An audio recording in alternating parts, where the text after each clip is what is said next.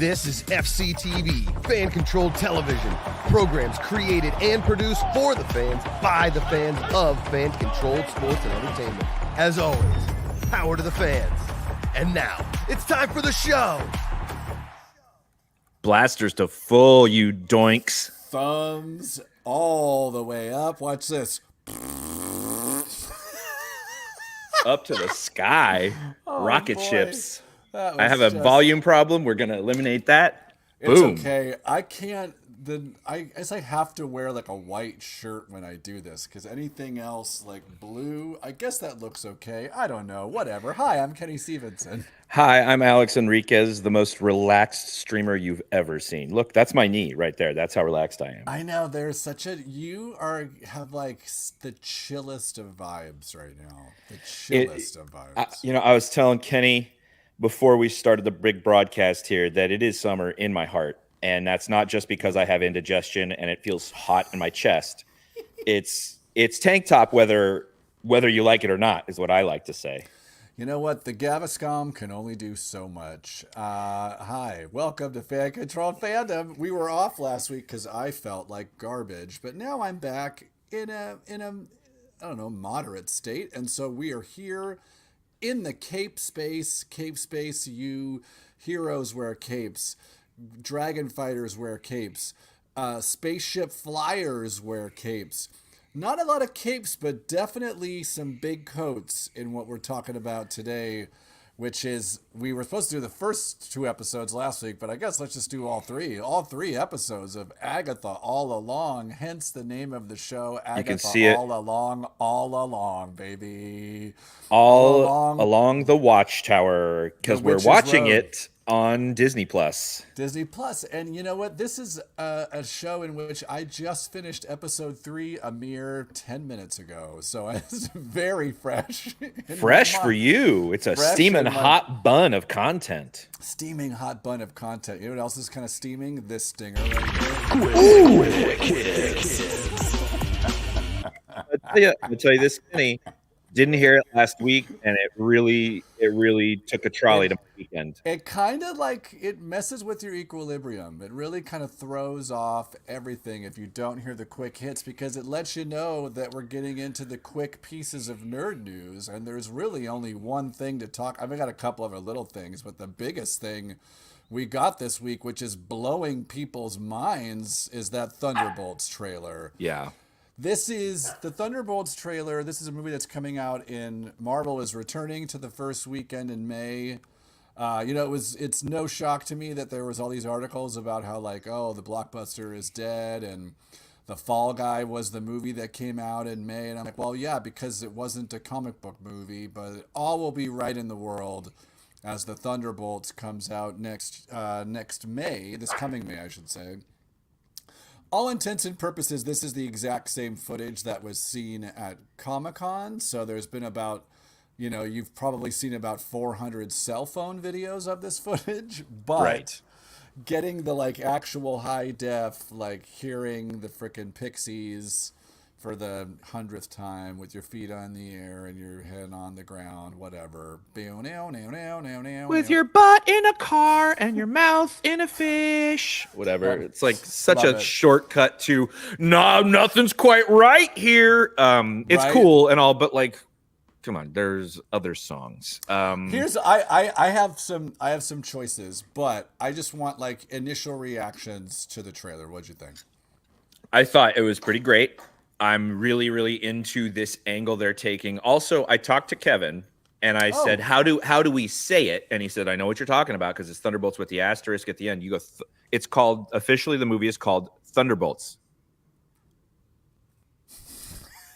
And you have to do that at the end of you, Thunderbolts. Like some slight indicator that Something else there. Yeah, check the footnotes maybe.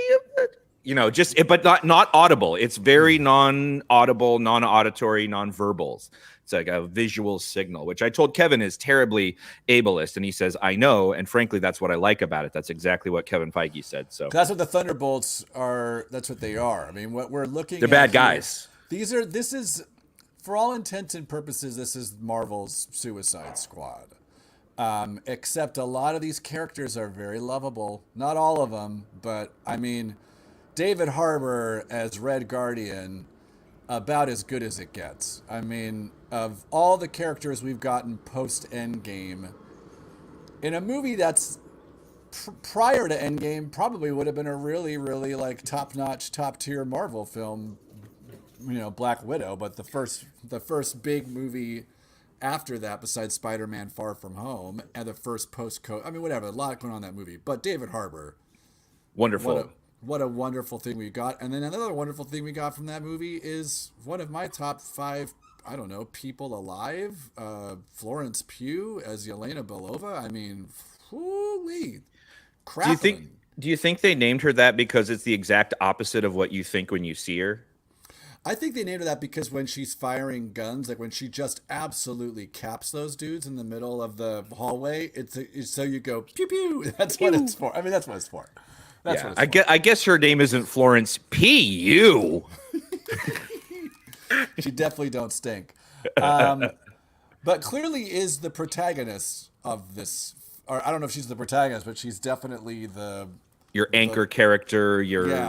The lead, which I don't know if you've seen the poster, but the poster is a lot of people were drawing. First of all, let's talk about the poster for 1 second. Let's talk about the AI poster. Do you know about this? No, of Thunderbolts? Yeah, so get this. So let's talk about, we'll talk about it when we, remind me when we talk about Sentry to tell you about the AI poster, okay? Remind me. 'Cause I don't want to get too ahead of ourselves. Alexa, remind me when Kenny brings up, you'll get it. Got it. But yeah, this poster reminds me of like This Is the End, the Seth Rogen movie where everyone's kind of crammed into the poster. Because what we got here is these are supposed to be the rejects. These are not quite villains, but they're not quite good guys. They all have some blood on their records, some red on their records. And we don't know what they're being aligned for, but there's we saw great kind of fight scenes between U.S. Agent Yelena, Ghost, and Taskmaster, which is fun stuff. And let's talk about real quick that Bucky is a congressman in this movie. Love it. That means Senator Buckward O'Dillicuddy. No, he is Eric Voss confirmed based on the coin or the pin that he's wearing. That is a congressional pin. That means in Congress, you can in a Senate seat can just be filled. Like if a Senate seat opens up because somebody dies, or like in the case of Dianne Feinstein, the governor just appoints someone. All right. But if a congressional seat is vacated or somebody dies, you have to have an election for that seat. So there's never like a full boat in Congress because there's always like a seat or two that have been left open or have to have a runoff or whatever. So Bucky Barnes, known murderer, ran for a congressional seat and won. So let's think about Bucky's record, the full totality of it, and let's think of what voting precincts and congressional districts would be most. That's what I was saying. What state is he? What state is he a congressman? Oh, we can isolate it down to the friggin' county, I'm sure. There's some people out there like, yeah, but you know what? He saved us all from the ash snap or whatever. I think, this is all those the woke mob trying to tell me that Thanos is right. Whatever. That is the most striking thing to me about that, because he would be a member of the House of Representatives, right? Not a senator. No, he'd be a congressman. So like he's from the 98th district of Ohio or something, like where he had to move. They had to move him. The Democratic Party. They were like, Bucky, we think you got a shot at this. How do you feel about moving to Indiana? You think Bucky's a Democrat? No, he has to be because he's defund police. But let's not get too down in the weeds. I'm just saying a political party probably said, we're going to run you, Buck, and you're going to have to move to Indiana. And and by the way, Gary, like, oh, come on. Gary, Indiana. Let me tell you once again. I was in the Music Man in 5th grade. I was terrible. Look at you. Shapoopy. Shapoopy. Why did they write this song? That's a real name. That's a real name of a real song and a real musical, Shapoopy. They made Buddy Hackett sing it in front of everybody. He was trying to meet girls, and they were like, okay, buddy, get out there and make a complete ass of yourself. Buddy Hackett trying to meet girls. That's the biggest con of them all. Hey, you want to come back to my place and have a little chill hang? Look at you. Our audience that's above the age of 85 truly appreciates all the Buddy Hackett references. They love it. You know, I'm hot to go, baby. Like what's Chapel Roan. Yeah. HOTTOGO? HOTDOGS. Hot dogs. They're the best. That's our show. We're feeling silly with it today. We're done. We're out. Show. Good night. That's our show. Good night, everybody. Go home.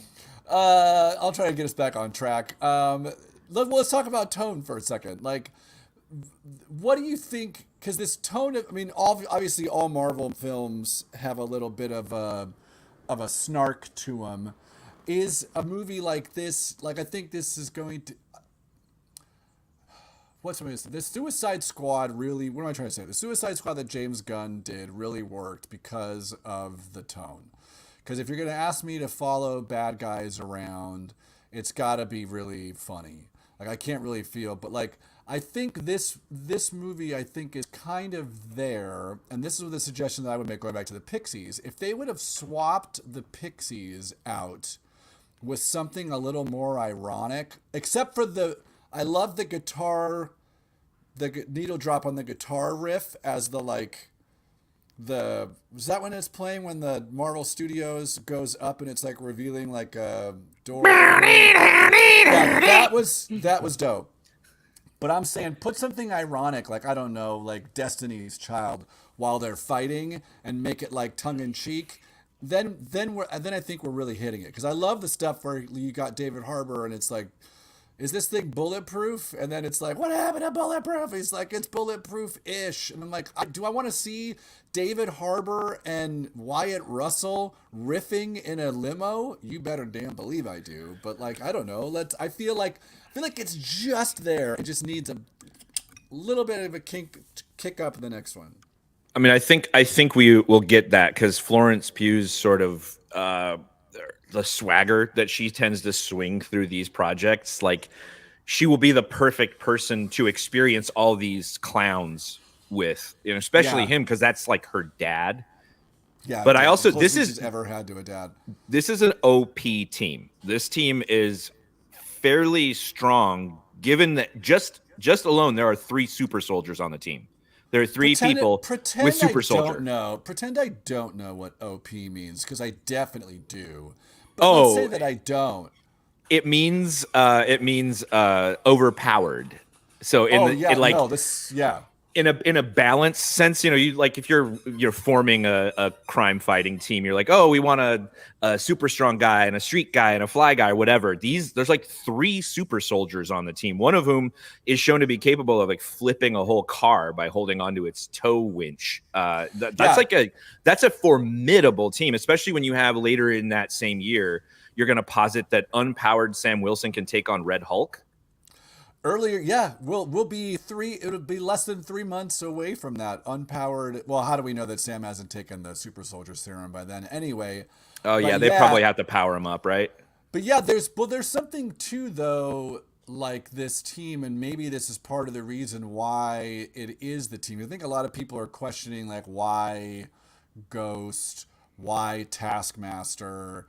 And I think it's because I'm just saying right now, this is a very high-powered team. This is because not only is Bucky super soldier, but he's got a Wakandan vibranium arm that can do whatever that he can also. But it's also dishwasher safe, which I thought was very cool to see. And bottom rack too, which is getting a lot of water there. The Wakandans know what's up. They think of everything. This is true. This is very true. Let's talk about Sentry for a second. So, right. First of all, this actor, Lewis Pullman, it was originally supposed to be Steven Yeun. Who, Also great. in certain angles and light, pardon my interruption, he looks like Steven Yeun. There's a certain thinness to the face. There's a certain does he not look like him? He does. He does. For those of you who are unfamiliar with this actor, he is phenomenal. He was in a movie called Lessons of Chemistry that was a limited series with Brie Larson. He was fantastic in. I just saw him in an indie film that came out a couple of weeks ago called Skincare with Elizabeth Banks. He was fantastic in that. He's a very good actor, especially somebody playing, I don't want to say two-faced, but somebody playing like somebody who's holding a lot behind, like poker facing. And so the deal with Sentry, the lore is, and correct me if I'm wrong based on the comics, the lore is that he's basically like a Marvel Superman. And what they did was they created him like in the 90s or the 2000s, and they basically established that he's been around since the beginning, but because his power set is so massive, he had some sort of event which he caused like his powers caused some sort of cosmic event that made everyone forget that he exists. So, and Eric Voss has already found a bunch of posters that say Watch Tower. He basically had a tower, like a Superman's fortress in the middle of New York City. And he's Superman, basically. Impervious to bullets, can fly, all the things. Yeah, he's you got it pretty dead on. I can only add certain little details, but he is a Superman analog with even greater power. He can literally rip through reality. And yeah, this ability to take himself out of everybody's memory. Marvel did a really cool job of sort of, when the character was introduced, producing comic books that sort of made it look like he was in Fantastic Four #1 or whatever, and all that original art style as an interesting like little ARG. Like, was he around for us too, and we've forgotten? But yeah, he has this watchtower that sits. I think it looks like it sits on top of Avengers Tower. That's what, Voss is positing. But also, too, we literally see it because the elevator, we have that kind of mirror to the elevator scene from Avengers with the Thunderbolts going up, and then Val, which, I mean, God, put JLD in your content, please, and I'm here for it. But that's where they come out. Yeah. She's talking to them. That's definitely Avengers Tower. Officially, Kenny and I are on record as saying, we'll tell you when we've had enough JLD. You just keep it coming. We'll tell you when to turn the faucet off, but please don't turn it off. You're turning the crank on the cheese grater at the spaghetti grill or whatever, and we're just going manja. Yeah, so there's a lot to come with Sentry. I think I think a lot of people, if you're unfamiliar with Lewis Pullman, are going to find him a little weird, but I feel like this is we're all in for something here. I'm really kind of excited to see what comes from that. Here's what I'll say about the poster. Yeah. So people very quickly noticed, which I cannot believe Marvel did this, that in the poster, so if you're looking at the Thunderbolts poster in the bottom, so if I'm looking at it here, it's in front of me. In the bottom left, there is a face that's kind of being pushed down, and that's Lewis Pullman. That's Sentry. Somebody noticed that if you look at his hand on like this side, there's like 1, 2, 3, 4, 5, and then the like starting of a 6th finger over here. Which implies that artificial intelligence was used to make the poster, which they then like minutes later released, like scrubbed the old one, reposted, and like cropped the side off so you can't see his finger anymore. I think I can give some added context to this because I did work in that industry and I have contacts in that industry, not to this specific particular project, but you know, there are such things as Photoshop mistakes that do make it into like print publishing, you know, like I see stuff all the time. Physically printed assets, giant vinyl billboards that they have to go in later and literally put a new piece of vinyl over because the name was misspelled of one of the stars. They literally just cut a new piece of vinyl, print and put it over just that segment. So like stuff happens. And 100%. the other side of that too, against the AI argument, is that there are many agencies whose clients are in the pitch process making them promise that they're not using AI to build assets. AI, in terms of trademark, copyright, intellectual property, and all that, using it to do creative work like this is a nightmare from a rights standpoint.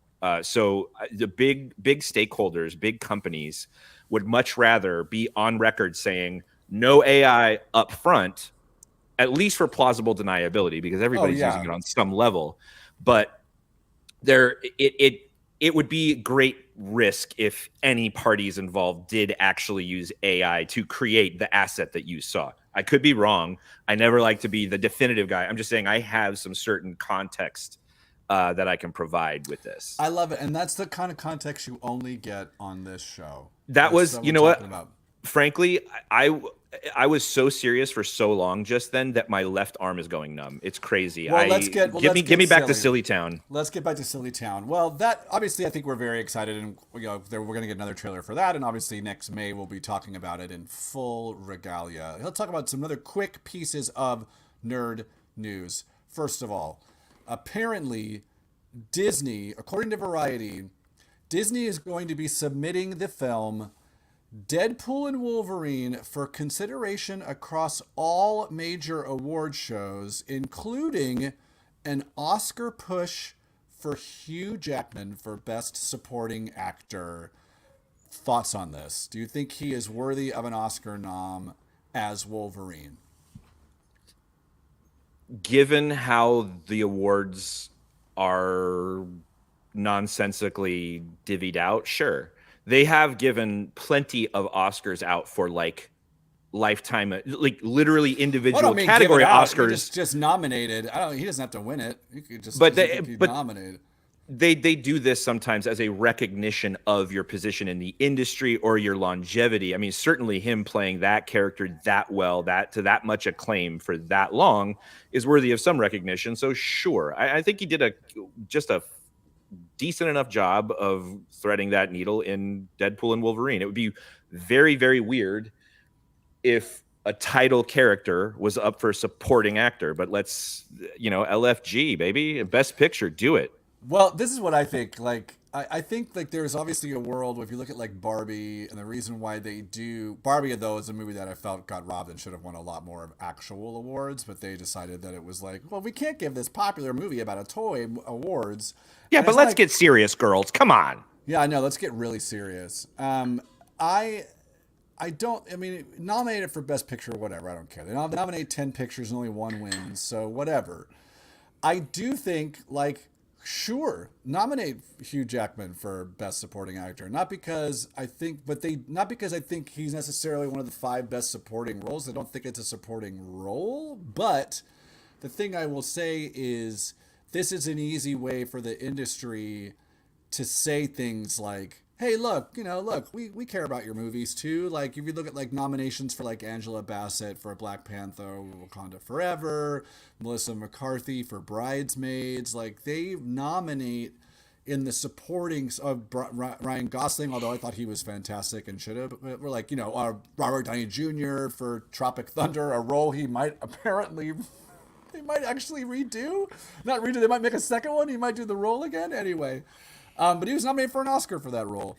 So there's spaces where there are big popular movies, and it seems like supporting actor is where they pump this stuff in, and they're like, sure, why not? We're not going to actually give you this award, but look, we throw you a bone every now and again. I also see a window where their billion-dollar movie kind of coasting now into this holiday awards season. There are going to be another push to re-release it in theaters, see it again, all this different stuff. It's from a marketing standpoint, they have something that they can make a push behind. And then of course, all of the material that you'll see behind it, all the FYP stuff you'll see for the campaign will be vulgar and hilarious. And it'll be another opportunity to push, him through another stream he's not supposed to be in. You see Deadpool popping up in Jack in the Box commercials. He's not supposed to be at the Oscars. So there you go. I think it's kind of a marketing coup, and you only earn it if you have a movie that's as well received as this one was.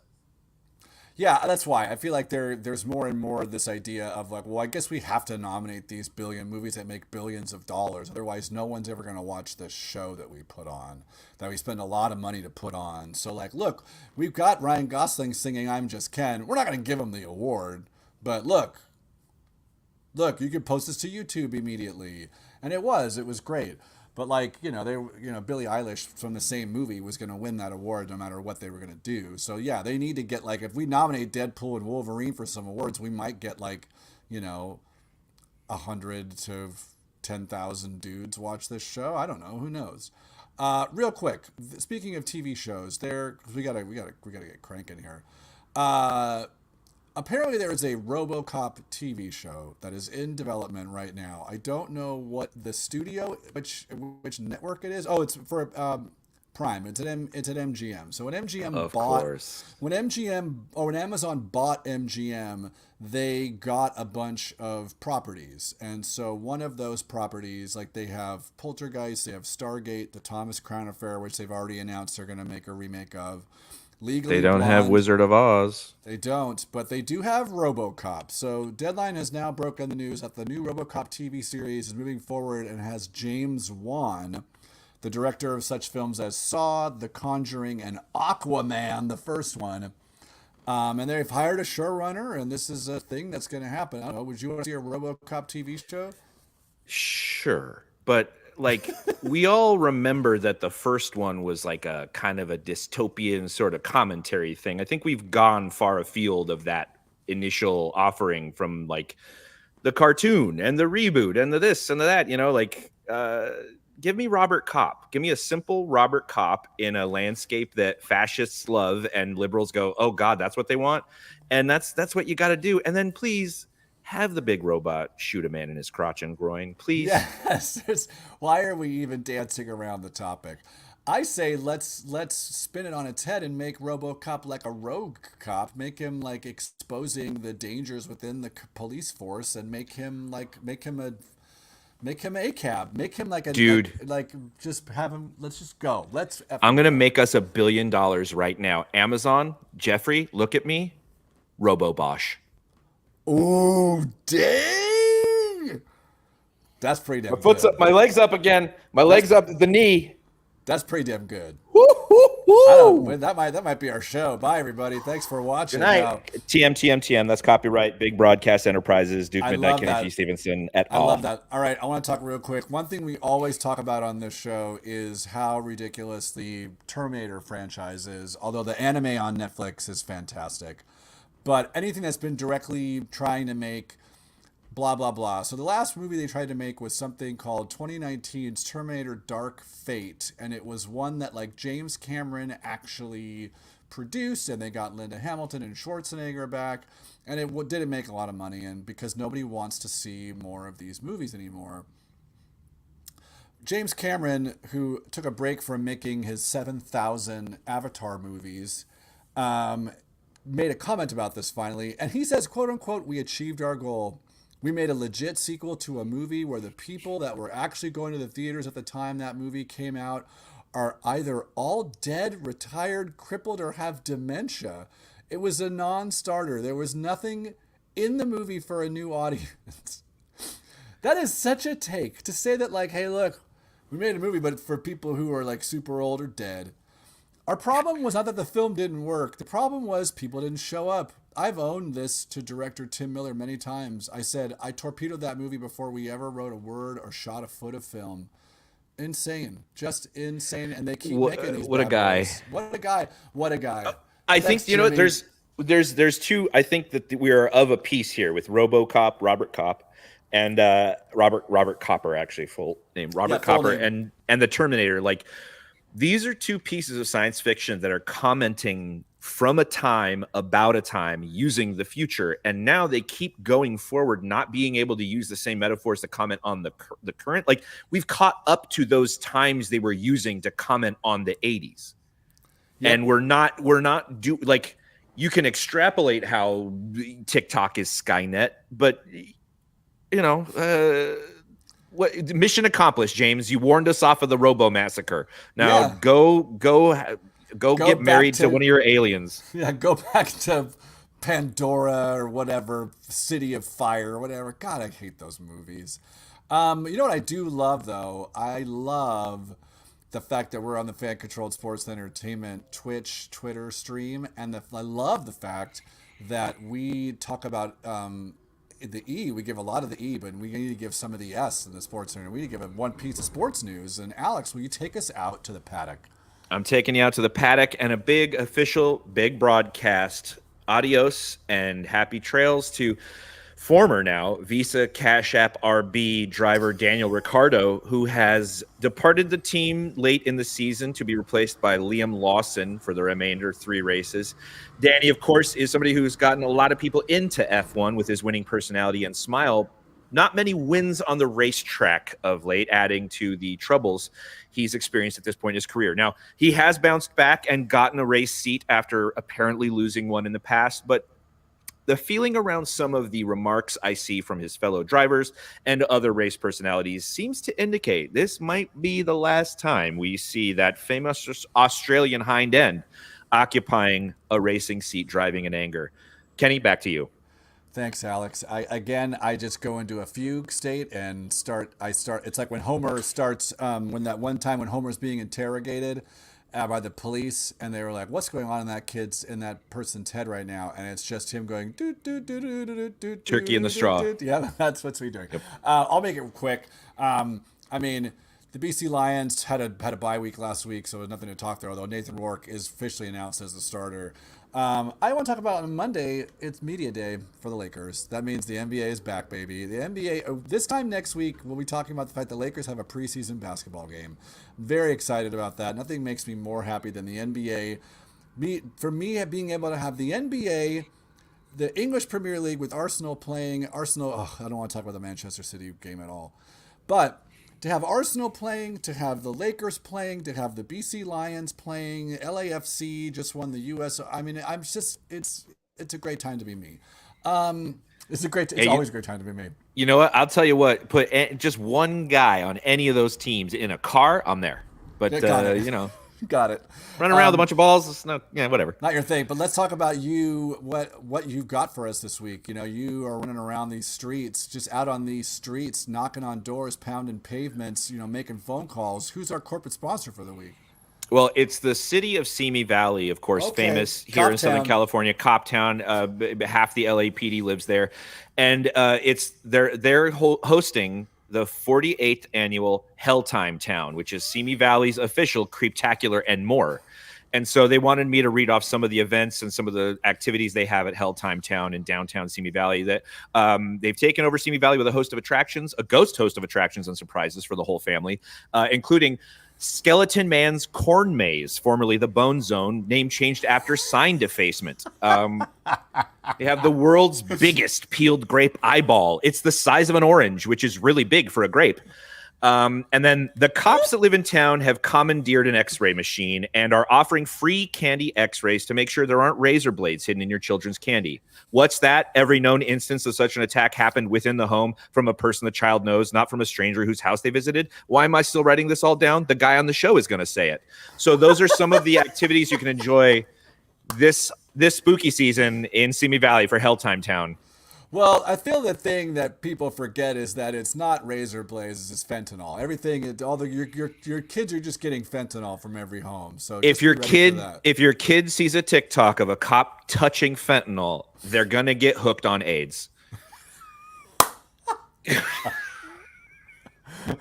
Let's talk about Agatha. Let's talk about it real quick. Oh, I have a headache all of a sudden. All right, strap in. I'm gonna do three very quick recaps of episodes 1 through 3 of Agatha All Along. Episode 1, Seekest Thou the Road, directed by Jack Schaefer. I'm gonna refill my coffee while you Go do ahead. that, okay? I'm sorry. Directed by Jack Schaefer, written by Jack Schaefer. In a crime noir television series, which is supposed to be Mayor of Easttown, titled Agnes of Westview, Agnes O'Connor is a police detective in Westview fixated on a Jane Doe murder case, which is Wanda Maximoff. One night, a teenager breaks into Agnes's home looking for the Road. Agnes believes he is tied to the murder case and arrests him. Ro Vidal, an FBI agent,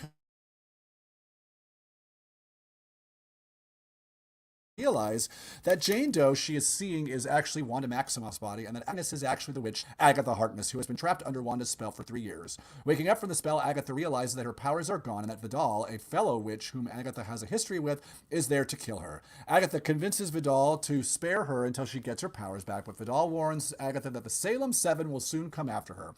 After Vidal leaves, Agatha is unsure what to do about the teen whom she actually kidnapped under the influence of Wanda's spell. Episode 2, Circle Sewn with Fate, Unlock Thy Hidden Gate.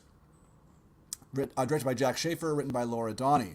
The teen reveals he freed Agatha from the spell and wishes to travel the Witch's Road, which rewards any witch who survives its trials with what they desire most. In Agatha's case, the restoration of her powers.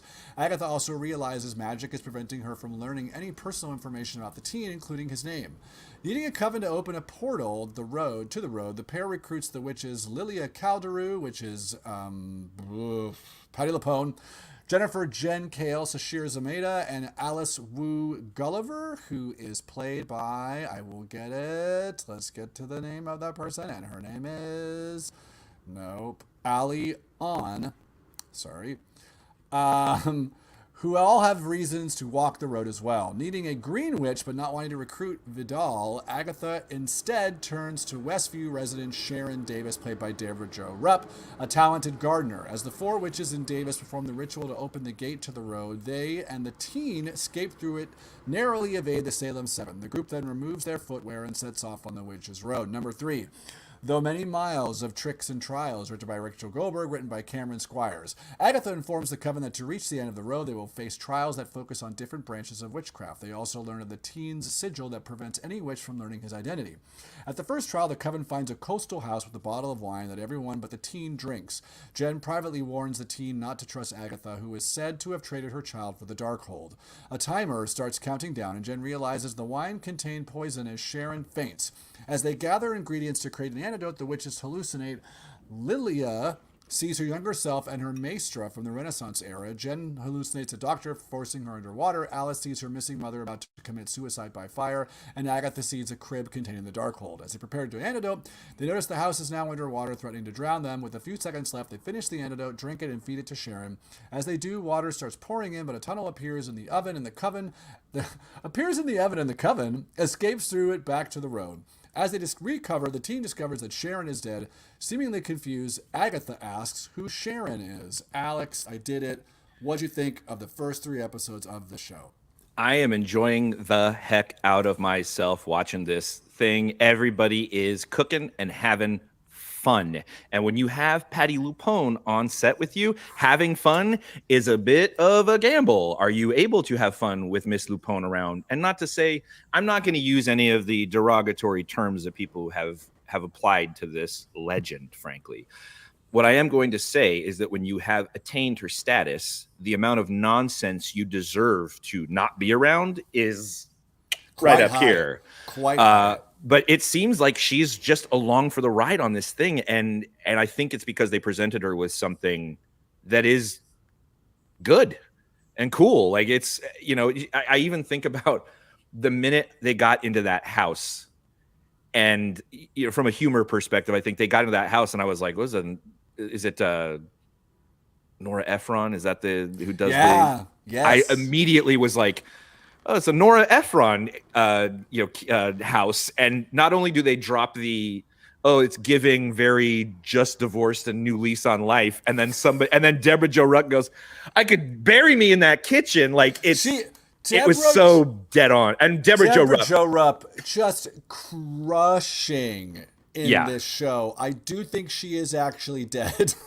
I think they're gonna need Aubrey Plaza to be the Green Witch. I think is why they're gonna bring Aubrey Plaza back into the show. We'll talk about her in a second too because she's also crushing, and Catherine Hahn, we'll talk about her because she is absolutely.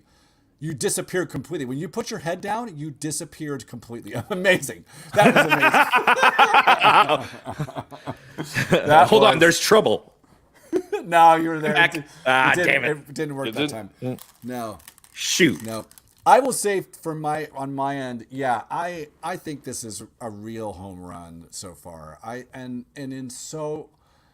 there you went away. In so many capacities, this is a real swing. The reason why I think, for starters, I just think, like, storytelling wise, and a lot of this is in the show notes we'll hit to, like, I think we're operating in a space that is just really, like, on its own. Like, witchcraft is not, besides, like, even though Scarlet Witch is a witch and Wanda Maximoff is a witch and Doctor Strange is a sorcerer, that's still really much, that's still, like, in the superhero-y space. Like, this is just witches, and it is just, like, the macabre and potions, and it is, I love all the weird rules and covens, and you can't, there's within 3 miles there's always a witch, like, just, or somebody with witchy power, like, all that stuff to me is just, like, super fun. But also too, just like the way the show is functioning, and this is like, well, let's just jump there. The biggest issue that Marvel has had over with their TV shows is they basically at times can feel like, okay, we had a script for a movie and we've stretched this out over, we got to get 6 episodes out of this. So like episodes 3 and 4, very much like kind of like what the Obi-Wan TV show felt like, which Right. was a movie that then they made it into a TV show, because the middle of that felt like we were really drawing blood from a stone because we didn't have much we were still trying to do. Frankly, even Peacemaker felt a little bit like this. 100%. This is very much a television show. They are, and they make it very clear with them doing, like, I loved that she was still stuck in television. I thought that was, because my biggest question going into this was, like, what's her deal? Like, what is the world to her based on what we last saw her? And I love that she is on a mayor of Easttown, basically. But, like, instead of the Philly accents, we're doing, like, Wisconsin or something. I mean, just one guy was doing Wisconsin, the police chief guy, but like the first neighbor dude he says Wooder. He gets it. Right. He gets it. I just, like, there's something, I just like the way that this show is just, like, like, we've talked about this kind of with X-Men 97. It just, like, knows the space that it's playing in, and it's so, like, adjacent to everything that Marvel's trying to do that it can just kind of do whatever the hell it wants, and it's really great. Right. I think that purpose, having a baked-in purpose is part of it. I think you're right to point that out, because what has worked for Marvel in the past is when, like, WandaVision and Loki are launch series for Disney Plus. Those are always intended to be, I mean, at least from whatever level we're watching it, those are intended to be TV series. They are written and structured as such, produced and populated by people very versed in that world. And so, every time it's approached from that angle has a much better chance of just kind of working. Yeah, and Jack Schaefer specifically, who is the director of the first 2 episodes, and I'm almost positive is the showrunner on the show, she worked on WandaVision. So WandaVision, right. A show that was specifically, people on that show were hired because of their television skills. And then now the director on WandaVision, whose name has just left my head, he's now on Fantastic Four, which is a movie set in... Is that Shackman? Yeah, Matt Shackman. Yeah, there you go, nailed it. He's a guy who's now working on a movie that takes place, like, in a faux 60s, and, like, that's exactly what we were doing on WandaVision. But anyway, this show particularly, like, just feels like TV. Like, we're not taking, and it's not just even the fact that we've got Deborah Jo Rupp on the show, who's been on a million television shows, but even, like, Audrey Plaza and even Catherine Hahn. These are people who are very successful in the television space. Patty Lupone. Patty Lupone was on Life Goes On for several years. Very, very popular family sitcom. These are character actors. Is that Sashir? Sashir Zameda from Saturday Night Live. I mean, you're talking about she's a star on a variety show that's now celebrating its 50th year. These are people, like, in television. And Sashir Zameda, I highly recommend watching her most recent stand-up special. Amazing. Because of the research, she was already kind of leaning witch, but then after doing research for the show, is like, screw it, I'm a witch. She's like a full-blown witch, and, like, it's all, she talks about it in her special, which is fantastic, because I live with a witch. My wife is a witch. She's she's probably upset. I'm trying to keep it low profile that I actually watched this show without her, but I got to do stuff for the big broadcast, but I'll go back and watch it again because I don't care because it's that good. What else do I want to hit? There's so much to talk about. Let's talk about performances. Besides everybody in the show, we'll talk about Catherine Hahn in a second. But like the casting choices on this show are wonderful. And you're right with the Lupone. Like Lupone could be a full-blown diva if she wants to, but she is having fun. I love that we're now hitting that word kind of week in and week out as to what differentiates something as working in this space now is like the amount of fun people are having with it, because we cannot take this too seriously. And but that doesn't mean that everything has to be meaningless or ultimately like creatively invalid or whatever. Like this has some real art to it. This has some real intention behind it. I would also, hey, you know what? I would posit maybe that Miss Patty is having a good time, because how many times in her career has she been in such a female-dominated space?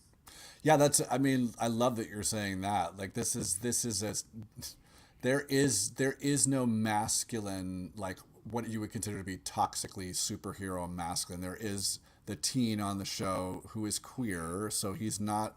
I mean, you can have, you know, whatever butch queer men, but there isn't like a Captain America on this show. There isn't like a give me the shield and I'll take us down the road. There isn't that energy. If I may, a Batman energy, if you will. A patriarchal imposition of will.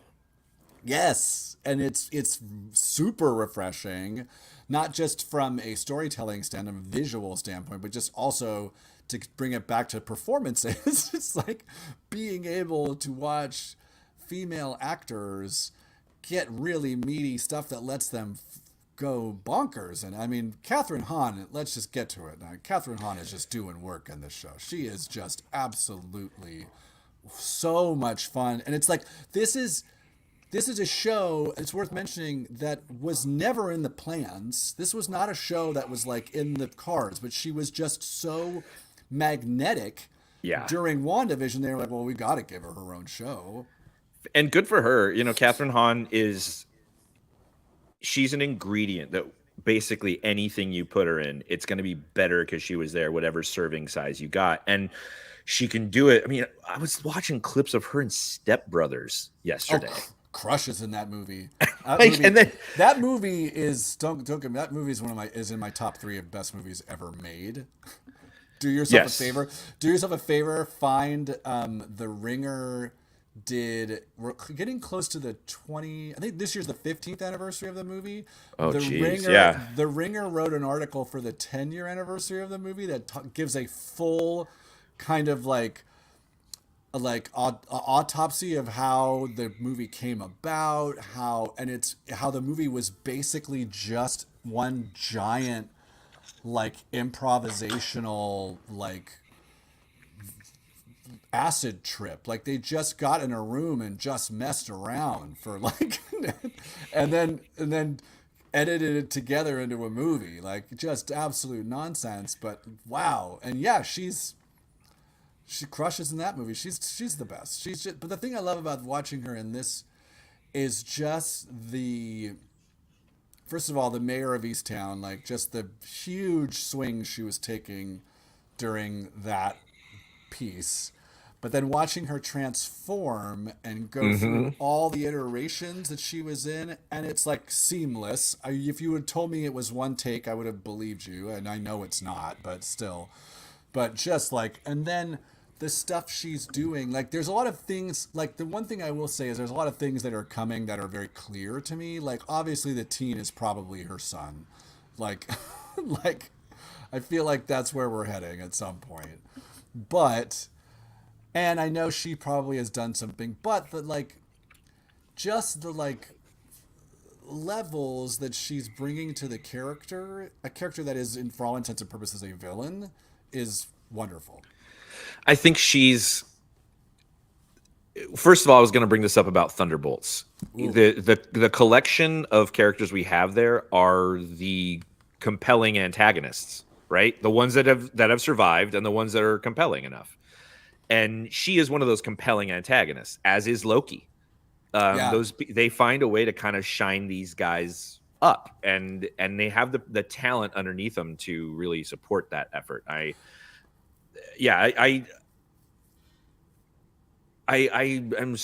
just really impressed with this. I think that Catherine Hahn is the exact right kind of person that you want to hang all this stuff on.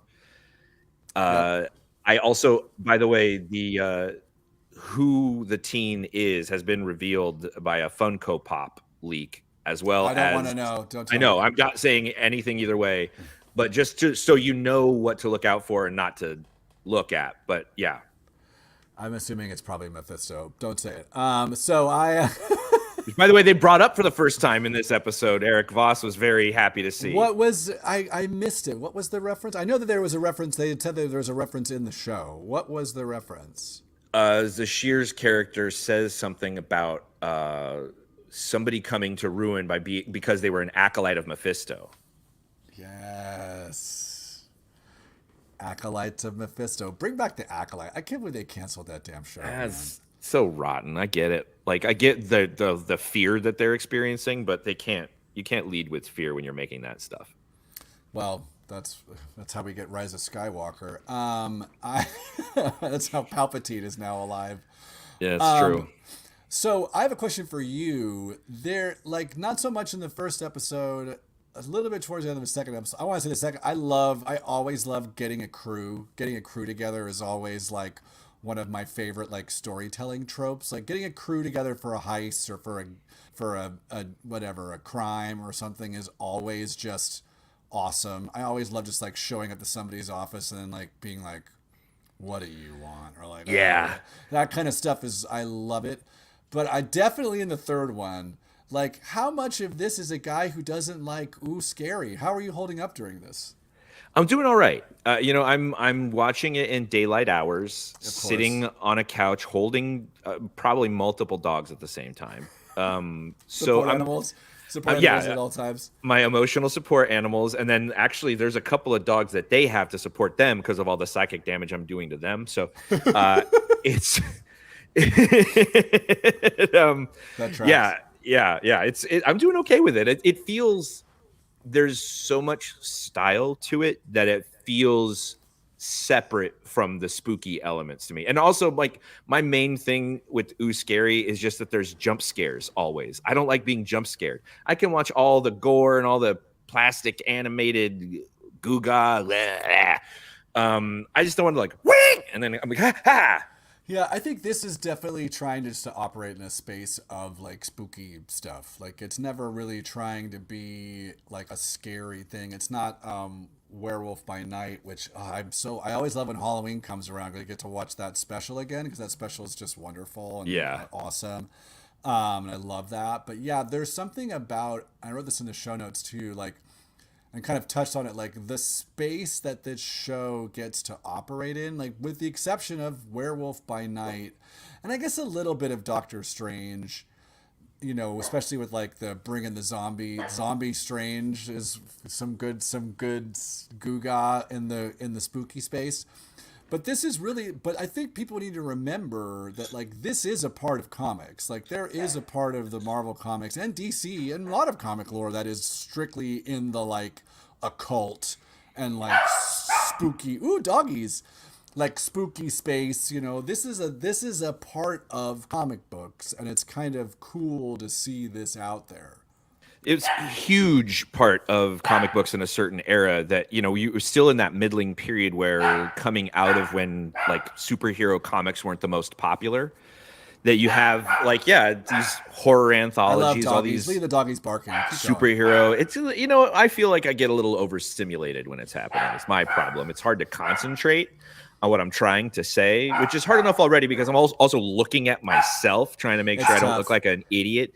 You look great. Thank you. All that to say that, now, granted, I'm not super familiar with this era. I didn't read a lot of this stuff because I'm very much more superhero focused. But as a backdrop that the superheroes would sometimes fall into is always super rich. And the art on some of these books, the guys that were doing, and it was all guys that were doing these books, that the art is so rich and just get like a Journey into Mystery or Tales of Suspense or something on Hoopla this weekend, and really, really gorgeous stuff. And they were trying to like do something different and be and spooky.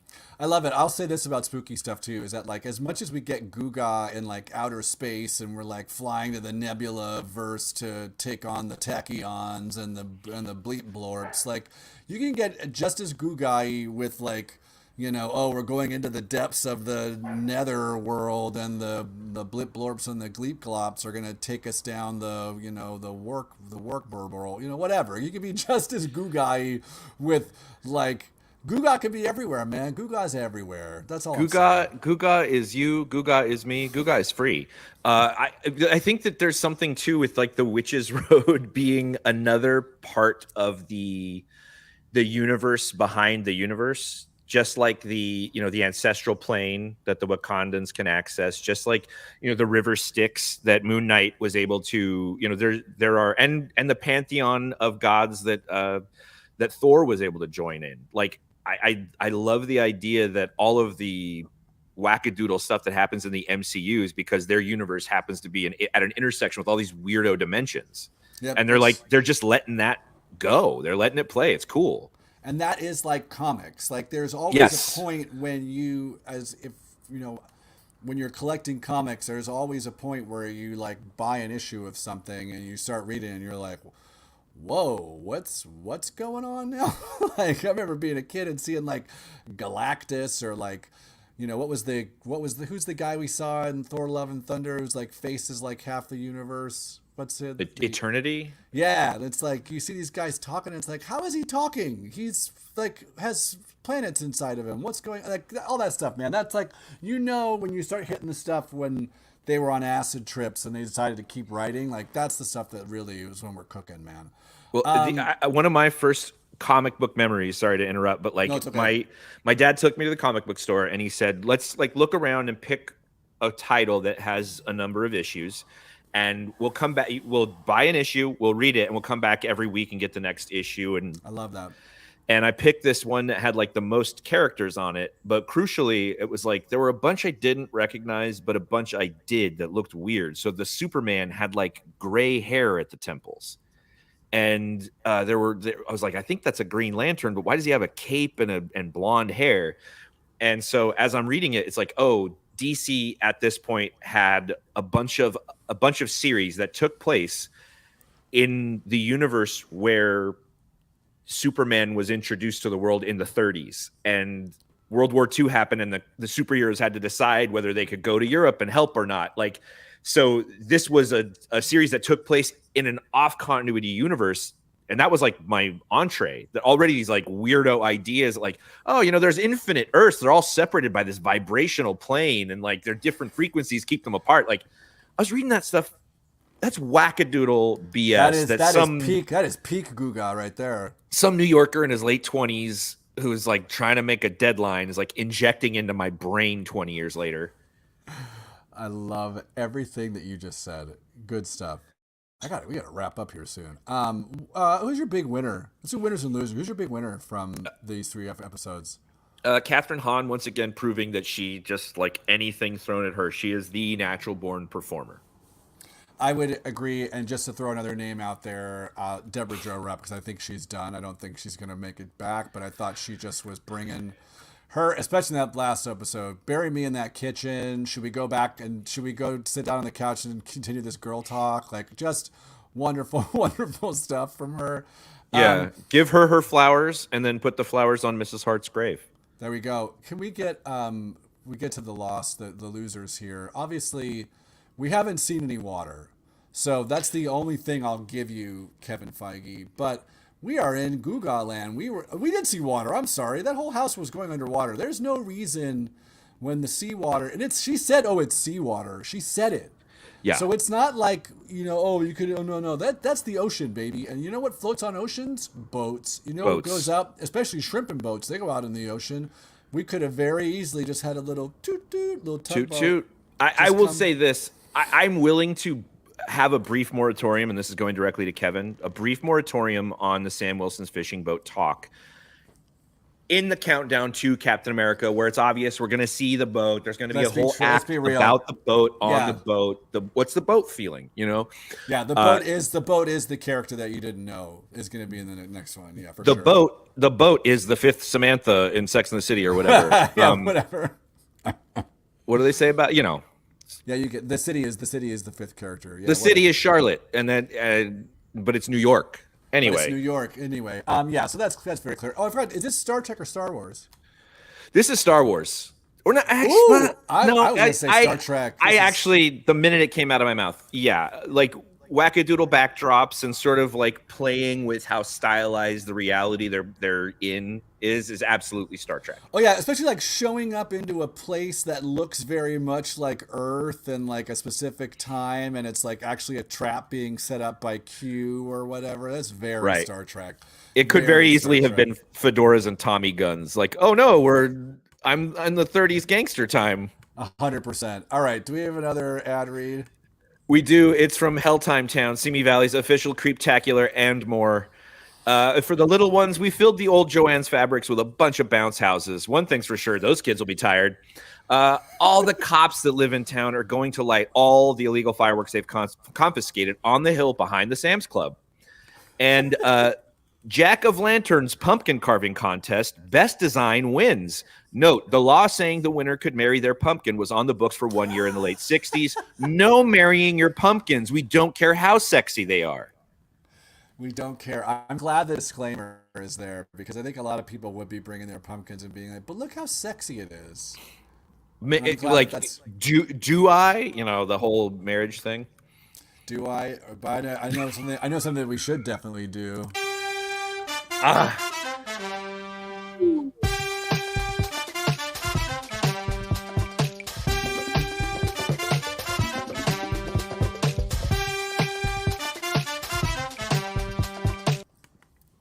All right. Are you ready?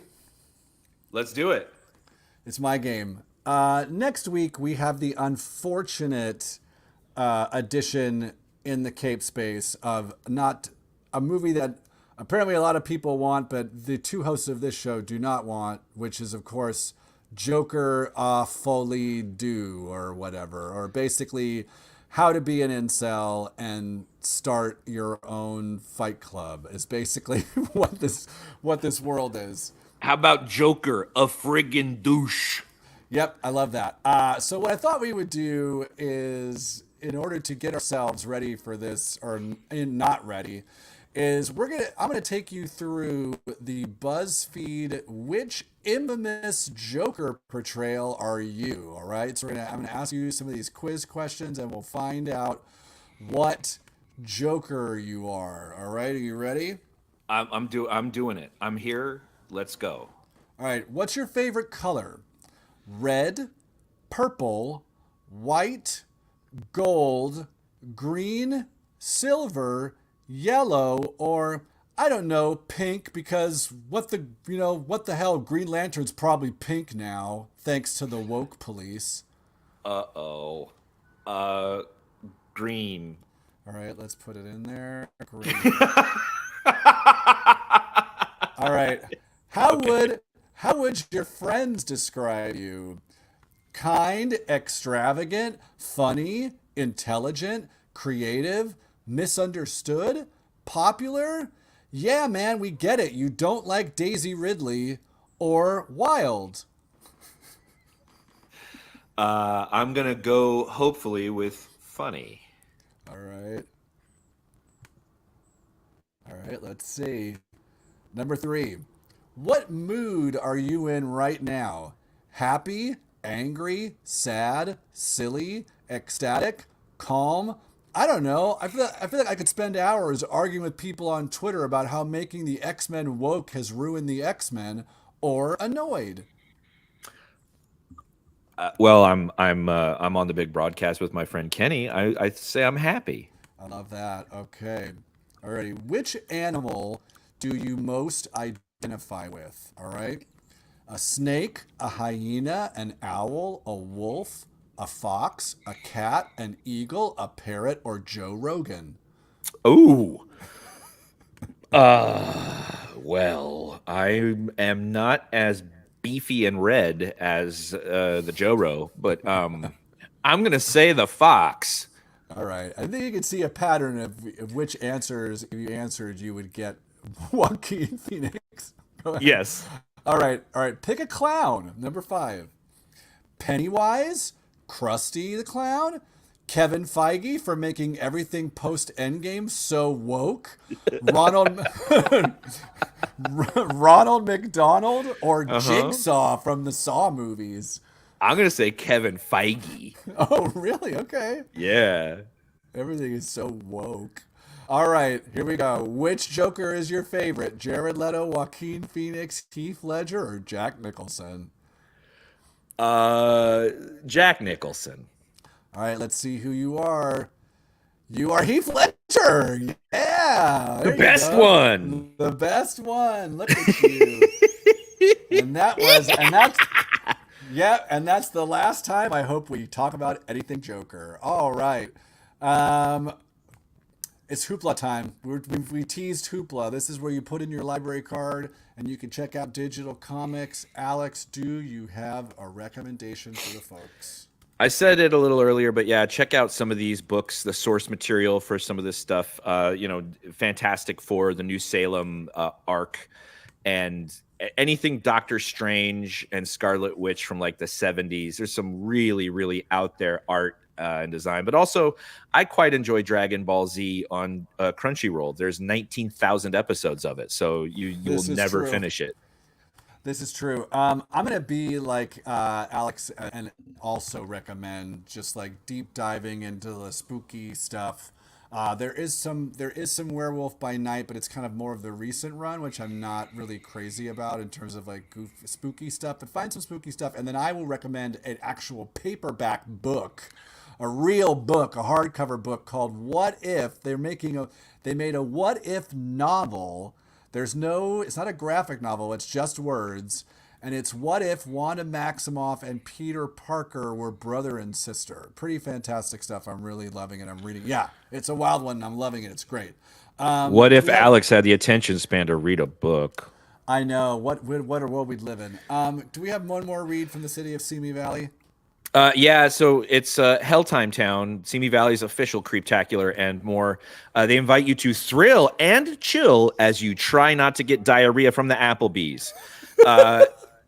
They have a scavenger hunt called Pistol or Pizental, which guess which person's gun is fake and part of their costume or real, and they are a nutcase carrying an open firearm around a family festival. Amazing. And then also all the cops in town are going to be offering free foot ratings as a bit.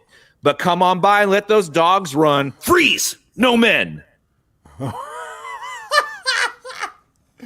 Oh, I'm going to avoid that like the plague. Alex, what's your dogs? I gotta hustle out of here. What'd your dogs think of Agatha all along? They are ecstatic about a TV show where I stay home and cuddle them because I'm so scared. I love it. My dog was intrigued. There's a lot of animals showing up in this show. There's like ravens and wolves and rabbits. She was like, look at me, there's friends on TV. So she was into it. She was into it, very much so. Alex, we did it. I'm into it. Where can the folks find you? Duke_midnight on Threads on Instagram. I had a minor viral thread that got like 10,000 views last week. You can go check that out. I know. Everybody thinks I'm an idiot. And yeah, wherever major magazines are sold. You can find me at Kenny G Donut King on Threads and Instagram. You can find me at Kenny G Stevenson on TikTok and Twitch. You can find me tonight, 7 p.m. at the Impro Theater. Process. This is our last one for a while, maybe possibly November, if not potentially next year. So this is an improvised process of putting up a play. We get the name of a fake play. We do auditions. We do table read with blank pages of paper. We do a table read. Then we do rehearsals, and then we do the final act. Because just of how schedules worked out, we've got mostly dudes performing tonight. We are doing a play in the style of David Mamet. So, holy Christmas. I mean that literally. Can I just break in here and say that Kenny checks my calendar to see when I have plans to schedule these shows? And so I will not be in attendance. I will see one soon, for God's sake. But I will tell you, the viewing public, there are very, very few finer improvisers that you will ever see than Kenny Stevenson over here. Stop He it. is, Stop it. he Stop it. is a Please, legend. Please don't. Stop. Literally Stop. an idol and a hero of the improvisation scene here in Los Angeles. 100% go see. Worth it. Process site, Impro Theater. It's on Vermont. Go to improtheater.org, I believe, or .com to get tickets. Use the code PROCESS50 and get half off tickets. All right, Alex. Got to go. Always a pleasure. We'll be back next week to talk about more Agatha. Maybe I'll get my Max turned back on because my Max has been turned off and they can't figure out how to turn it back on. So I can't watch The Penguin. I haven't seen a single episode yet, but maybe they'll get it figured out by next week. It's been over a month. I've had no Max. It's been really Sign cool. into your Hulu with your Max and get a Bebo. Get a Bebo. We'll talk about The Penguin. All right. Bye, everybody. Bye. Oh, I gotta get the video to play. Here it comes.